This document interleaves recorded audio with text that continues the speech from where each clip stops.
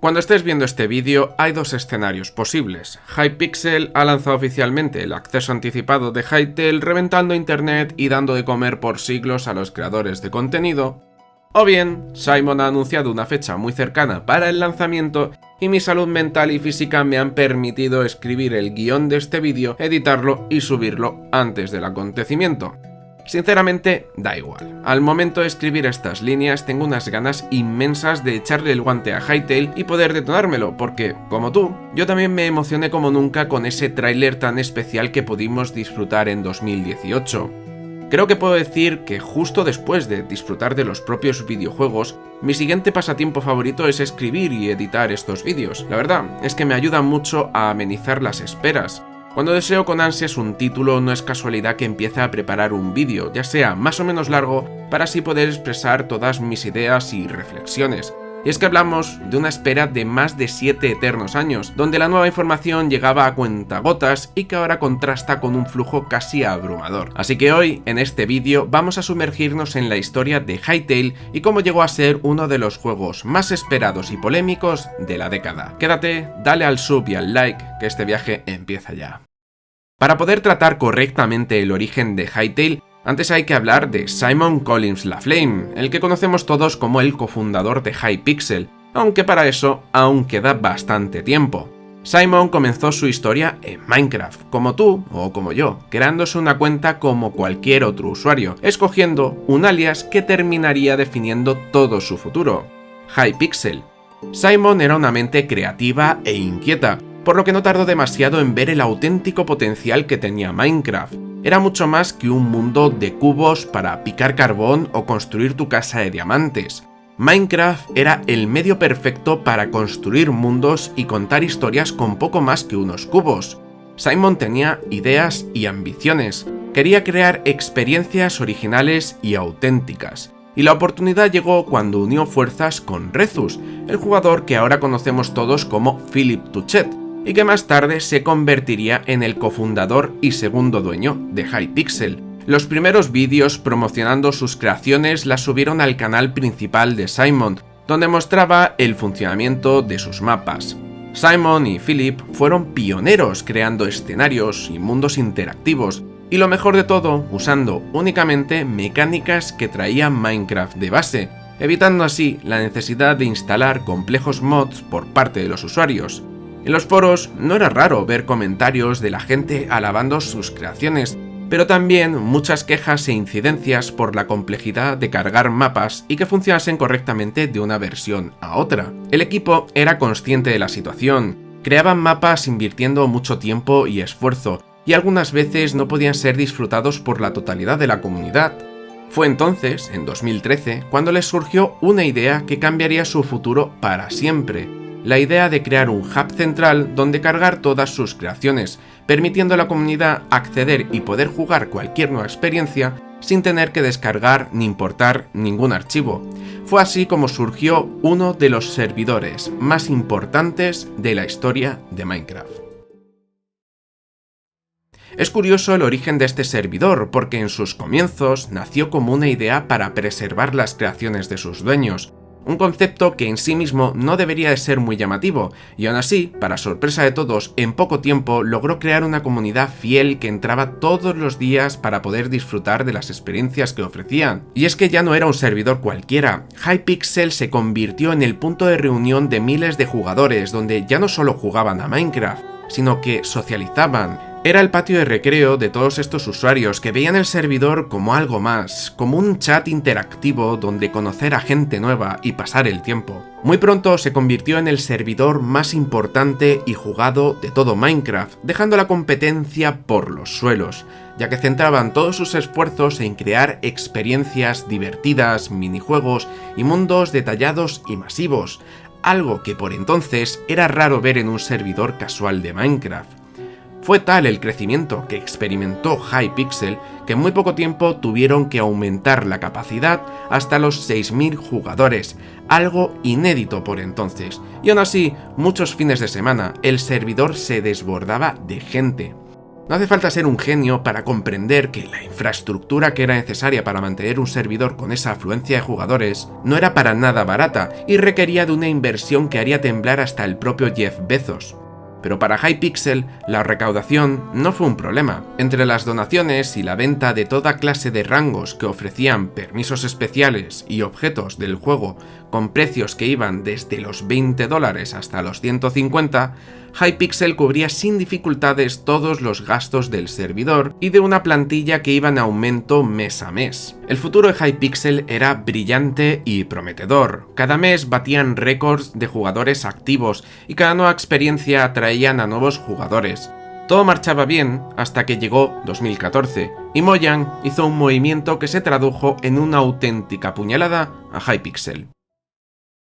En 2014, Mojang ya estaba con un ojo avizor por el éxito indiscutible que estaba experimentando la creación de Simon y Philip. Era evidente que Mojang tenía a su disposición la gallina de los huevos de oro con Minecraft, que vendía cientos de miles de copias a un ritmo constante y creciente, pero los únicos beneficios que tenían a la vista provenían únicamente de la venta de sus copias digitales. Después de vender Minecraft a un usuario, Mojang no podía venderles nada más, porque no había nada que vender en el juego, y ver que una empresa ajena monetizaba elementos del juego en un servidor ajeno a ellos no les hizo ninguna gracia. Por eso llegó uno de los eventos más recordados de Minecraft y Hypixel. El temido cambio de EULA por parte de Mojang pretendía poner fin a la venta de elementos que ya venían de base en el propio juego, como por ejemplo un pico de diamante. Técnicamente, si ya has pagado por el juego y ese elemento ya viene en los archivos, a Mojang no le hacía la menor gracia que viniese un externo a vender ese pico por el que los usuarios ya habían pagado. Realmente el contexto de ese entonces con Mojang y Hypixel era mucho más complejo que un pico de diamante, pero la analogía se acerca. Hypixel conseguía mantenerse con las donaciones de los jugadores y con la venta de rangos y elementos in-game. Algo que, aun con el cambio de EULA, hacen muchos servidores hoy en día sin ninguna clase de penalización. No obstante, el cambio de Hypixel fue radical. Abandonaron todas sus transacciones basadas en objetos del juego y comenzaron una transición para la venta exclusiva de elementos cosméticos diseñados por el propio estudio. El equipo consiguió adaptarse a la situación y sobrevivir a un golpe que podría haber resultado mortal, e incluso se podría decir que los cosméticos funcionaron mucho mejor para la recaudación. Pero el daño ya estaba hecho y el temor a otro posible cambio de EULA había arraigado profundamente dentro del equipo. Y cuando se creía que por fin llegaba la paz, Microsoft atacó. En septiembre de 2014, Microsoft se aburría en sus cutres oficinas, por lo que tomó la decisión de sacar a pasear sus maletines, adquiriendo a Mojang y Minecraft por $2.500 millones. Una cifra que por aquel entonces no tenía precedentes dentro de la industria del videojuego, pero que para Microsoft no era más que calderilla.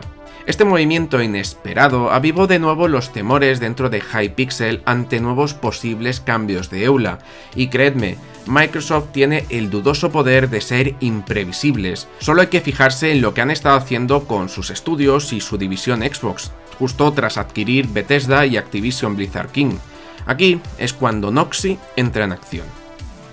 La historia de Noxy dentro de Hypixel se remonta prácticamente al origen mismo del servidor, ya que Noxy y Simon eran amigos en la vida real.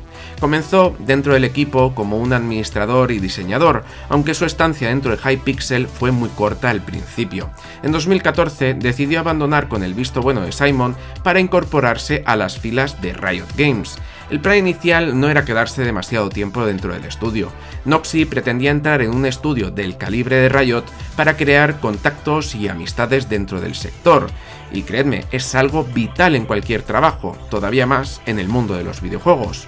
Noxy, tras finalizar su corta estancia dentro de Riot Games, decidió volver a incorporarse a Hypixel, aprovechando todo lo que había aprendido y con una importante propuesta para Simon: crear su propio juego desde cero, para dejar de depender de Minecraft y Mojang y alejarse del incierto futuro que irradiaba Microsoft.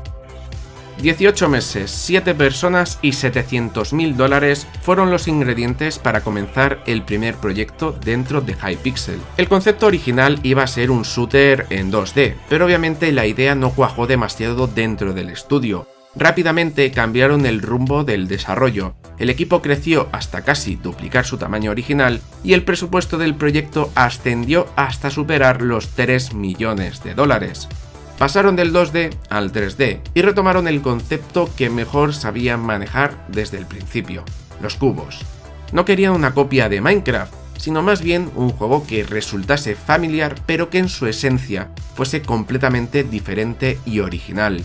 Querían crear un nuevo sandbox, pero mucho más centrado en el RPG, usando su propio motor que crearon desde cero y además haciendo un importante énfasis en el desarrollo de toda clase de herramientas que pudiesen trabajar en paralelo con el juego, para así facilitar lo máximo posible que la comunidad pudiese crear, modificar y mejorar el juego a su antojo.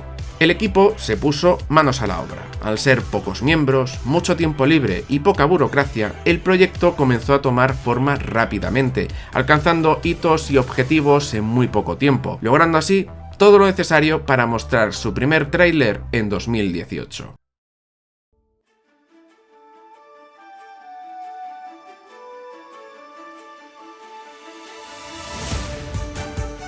El tráiler revelación de Hytale hizo explotar internet, alcanzando las 10 millones de reproducciones en los primeros 7 días. Ver un mundo tan vivo y colorido, con tantas posibilidades y herramientas, logró reavivar la imaginación y la creatividad de los jugadores. El nacimiento de Hytale trajo consigo una explosión de creadores de contenido de toda clase que enfocaban sus esfuerzos en cubrir el progreso del juego, alimentados por la pasión que despertaba Hytale. Y el progreso del desarrollo continuó con normalidad. Cada pocos meses la web de Hytale se actualizaba con nuevas entradas para mostrarnos el estado de desarrollo, nuevas ideas y conceptos. No obstante, el desarrollo se estaba prolongando y el dinero se agotaba. Hypixel necesitaba encontrar con urgencia un publisher dispuesto a financiar el resto del proyecto.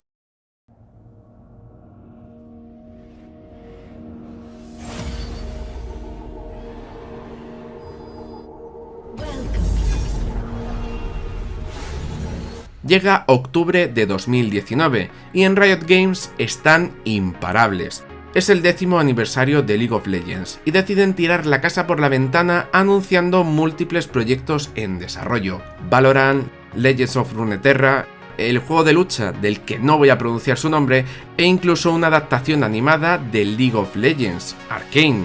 Estaban completamente desatados, querían un juego referente cubriendo cada género mainstream. League of Legends ya competía con Dota 2, Valorant competiría con Counter-Strike, Legends of Runeterra con Hearthstone y Magic, y el juego de lucha con Street Fighter o Tekken. Pero faltaba una cosa, uno de los juegos mainstream y referentes del género sandbox, Minecraft. Ahí es cuando entran en escena los contactos que hizo Noxy, y es que hacía ya tiempo que Hytale ocupaba conversaciones entre directivos y desarrolladores de Riot Games. Era normal, ya que fueron los primeros en invertir dentro del estudio, por lo que en un arrebato de locura anunciaban en 2020 la compra de Hytale, un movimiento que pilló por sorpresa a gran parte del público que ansiaba poder disfrutar del juego y que terminó dividiendo a la comunidad. Una mitad pensaba que esto ayudaría a financiar y a acelerar el desarrollo, la otra mitad que iba a suponer un desastre para el juego. Al final, estos últimos tuvieron bastante razón. Riot Games buscaba un lanzamiento multiplataforma día 1, algo que no era posible con el estado del juego y el motor gráfico que estaban usando, por lo que ordenó un reinicio del desarrollo para adaptar todo el juego a un nuevo motor. Comenzó a expandir el equipo de Hytale con incorporaciones veteranas de la industria, olvidándose de lo más importante, una dirección en la que enfocar el proyecto. En el estudio se comenzaba a vivir una pesadilla de desconfianza, cambios constantes y de última hora, y una positividad tóxica que rechazaba cualquier crítica o comentario mínimamente negativo. El desarrollo se eternizaba, las actualizaciones de su estado cada vez eran menos frecuentes y muchas veces vagas y poco detalladas. El equipo estaba al límite y muchos desarrolladores comenzaron a abandonar el proyecto. Riot Games, al revisar el estado de Hytale, solo observó un pozo sin fondo donde iban a parar millones cada año y nunca se llenaba. Fue por eso por lo que en junio de 2025 tomó la dura decisión de cancelar Hytale. La comunidad estaba enfurecida por la cancelación. Nadie comprendía qué había sucedido para que, tras 7 años de espera, múltiples retrasos, una compra millonaria y un reinicio, tuviésemos tal desenlace. Las redes sociales ardían con mensajes de odio hacia Riot Games y con exigencia de respuestas al equipo de desarrollo. Y es que, después de mostrar tanto en sus primeros trailers, dando una sensación de un producto casi completo y terminado, era inimaginable que tras tanto tiempo el proyecto estuviese más cerca de la línea de salida que de la meta. Fueron pasando los días tras la cancelación y el sentimiento de odio y rabia que sentían los jugadores se fue transformando en pena y frustración. Parecía que todo estaba perdido y que Hytale iba a terminar en algún cajón de Riot Games cogiendo polvo y muriendo en el olvido. Pero todo cambió el 26 de junio con un mensaje de Simon, una luz en la hora más oscura.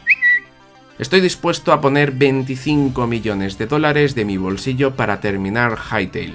Sin Kickstarter, solo pasión, presión y un alto riesgo. Reducir el alcance, usar el motor original, un equipo pequeño y recortando funciones sin terminar. Todo para acelerar el lanzamiento. Tengo una docena de veteranos del motor original de Hytale trabajando ya conmigo. Sin riesgo, no hay victoria. Simon reapareció convirtiendo esas palabras en la última ascua de esperanza a la que cientos de miles de usuarios se agarraban y protegían con su último aliento. La oportunidad real para salvar el proyecto. La comunidad era consciente de la situación. 1% de posibilidades y 99% de fe. Pero eso no les frenó. Comenzaron un movimiento llamado Salvar Hytale, donde creadores de contenido y usuarios de todos los puntos del globo comenzaron a moverse y a crear contenido para presionar a Riot y lograr que se sentase a negociar con Simon, y funcionó. Simon anunciaba el 12 de agosto la última oferta que había hecho a Riot Games para readquirir Hytale. La oferta final es 10 veces el valor real de mercado de Hytale. Riot no tiene equipo. Nadie que pueda ni tan siquiera ejecutar o compilar el código del juego. He contratado a la mayoría que podría hacerlo. Hytale es para los jugadores, por los jugadores. Y entonces se hizo el silencio y no quedó otra por parte de la comunidad que contener el aliento a la espera de las mejores noticias posibles, aunque el optimismo era pura fachada. La mayoría pensaban que era imposible. Riot encadenaba una serie de malas decisiones con la que se estaba disputando con EA el título de la peor compañía de la industria. Terminaba agosto y nada. Esperamos todo septiembre y octubre y Simon no se pronunciaba al respecto. Y entonces, en pleno noviembre, un tuit. Lo hemos logrado. Hytale está salvado. Y la comunidad volvió a estallar, pero esta vez de júbilo y celebración. Por fin, Hytale volvía a sus dueños originales y al equipo que mejor entendía la visión y el propósito del juego. Y el resto, ya lo sabéis. Estas últimas semanas hemos tenido actualizaciones constantes de desarrollo y del estado del proyecto. Un gameplay de 16 minutazos. Otro vídeo mostrando las posibilidades del editor de contenido y assets. Otro del modo creativo, confirmación de las ediciones, los precios y las especificaciones mínimas y recomendadas. Y lo más importante de todo, por fin una fecha exacta para el lanzamiento. La historia de Hytale ha sido una de silencios, dramas y celebraciones. Yo mismo celebré la compra de Hytale por parte de Riot Games porque genuinamente pensaba que eran los indicados para terminar Hytale y lanzarlo al mundo. Obviamente me equivoqué y Riot ha conseguido que pierda el poco respeto que tenía por ellos. No obstante, les agradezco de corazón que tomasen la decisión de devolver la vida a Hytale. Es algo que creo que no tiene muchos precedentes dentro de la industria. Ahora viene una de las partes más importantes de este vídeo. Una reflexión final que necesito que escuchéis. Y mirad, voy a hacer un pequeño inciso. Con esta reflexión no pretendo ser un cenizo ni un aguafiestas. Tampoco pretendo diluir vuestra emoción por Hytale. Es totalmente normal estar emocionado con este título, y más si has vivido la historia de cerca. Pero quiero señalar que Simon ha indicado estas últimas semanas que Hytale va a salir roto y con escaso contenido. Busca rebajar las expectativas porque es consciente que muy probablemente muchas de sus promesas no se van a poder cumplir al principio. Tenemos que entender que va a salir en acceso anticipado y lo que podamos probar el 13 de enero no va a ser el producto final. Mismamente, mientras escribía estas líneas, Simon ha confirmado que está casi lista la nueva generación de mundo de Hytale que va a llegar poco después del lanzamiento, y según sus palabras, es tan buena que va a redefinir los sandbox de cubos. Con esto, quiero insistir en que el juego va a crecer, va a evolucionar y mejorar, y nosotros, como usuarios, jugadores y creadores de contenido, tenemos el cometido de evitar que Hytale vuelva a morir, pero esta vez por el hype. El mundo del videojuego y de los creadores de contenido funcionan ahora buscando nuevos productos y consumiéndolos mientras dura el boom del hype y de la atención, y olvidándose de ellos en cuanto ya no reciben mucha visibilidad.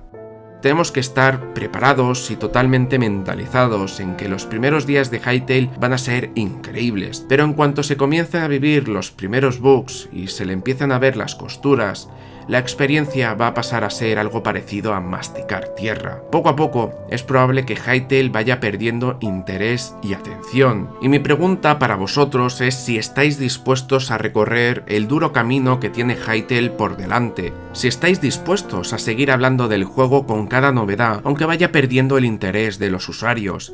Al final de todo, se nos ha dado una segunda oportunidad para disfrutarlo, y creo que no deberíamos desaprovecharla.